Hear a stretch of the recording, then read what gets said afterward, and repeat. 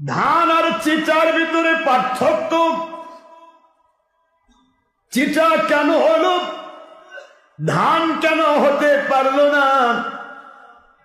এইটার মধ্যে যেমন আল্লাহ রব্বুল আলামিন ইচ্ছে করে কাউকে চিটা বা ধান বানান না, মানুষের ভিতরে আল্লাহ পাক রব্বুল আলামিন কাউকে কখনো কষ্টের মধ্যে রাখতে চান না। যার কষ্ট সে নিজেই কামাই করে,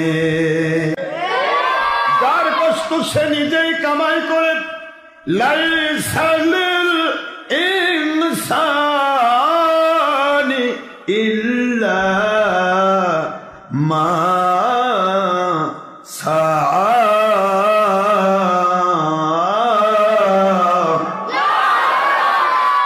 আল্লাহ বলেন তুমি কি চাও কি পাও সবই তোমার নিজের কামাই। বলুন সুবহানাল্লাহ।